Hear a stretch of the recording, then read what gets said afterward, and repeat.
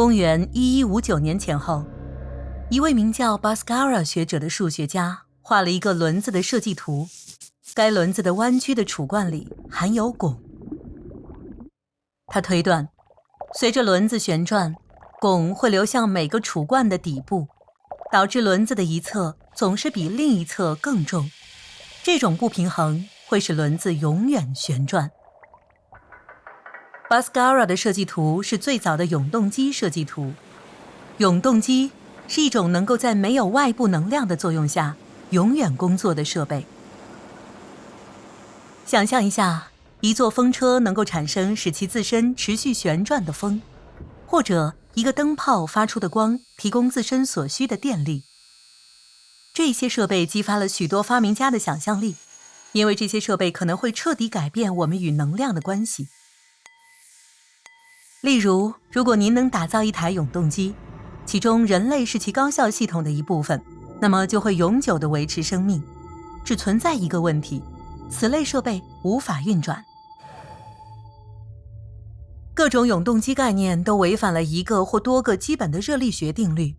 该定律描述的是不同的能量形式之间的关系。热力学第一定律称，能量无法被创造或毁灭，产出的能量无法比投入的能量更多。这一定律立即排除了一台有用的永动机，因为机器只能产生与自身消耗的能量同样多的能量。没有任何残余能量来驱动汽车或为手机充电。但要是您只希望机器自身不停运转呢？发明家们提出了许多创意，其中一些创意是 Bhaskara 不平衡轮子的变体，轮子的摆动臂有滚动的球或配重。这些创意都不奏效，使轮子一侧更重的活动部件也会导致质量中心向下移动到轴下方。由于质量中心较低，轮子只会像钟摆那样来回摆动，然后停下来。另一种方法呢？在17世纪，罗伯特·波义尔想出了自动喷水壶的创意。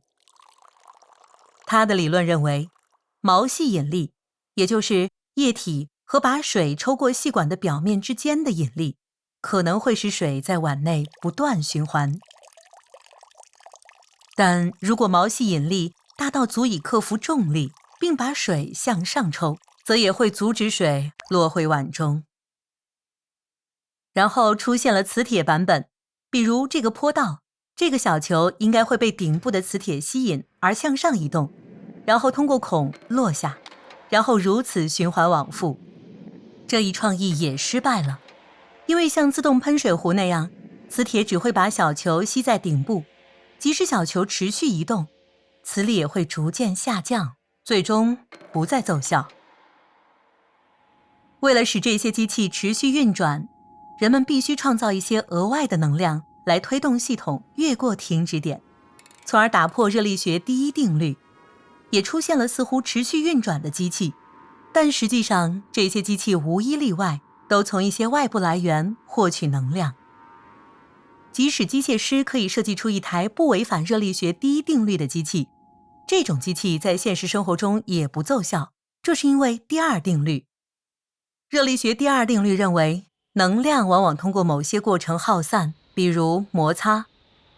现实中的任何机器都有活动部件，或者都会与空气或液体分子互动，从而产生微量的摩擦力和热量。这在真空中也如此。热量是散失的能量，热量会不断攫取能量，减少可用于使系统自身运转的能量，直至机器不可避免地停止。迄今为止，这两大热力学定律阻碍了每种永动机概念以及永动机隐含的完美高效的能量产生设想。但是，难以下结论说人类永远无法发明出永动机，因为人类对宇宙的认识还太少。也许人类会发现一些奇异的物质，这些物质会迫使人类重新审视热力学定律，或者也许在微小的量子级别有永恒运动。我们可以合理确定的是，人类永远不会停止探索。目前看起来真正永恒的，恰恰是人类的探索。想要一直探索全球的工程奇迹，观看这段视频，了解著名的比萨斜塔倾斜的原因。订阅我们的频道，观看更多视频。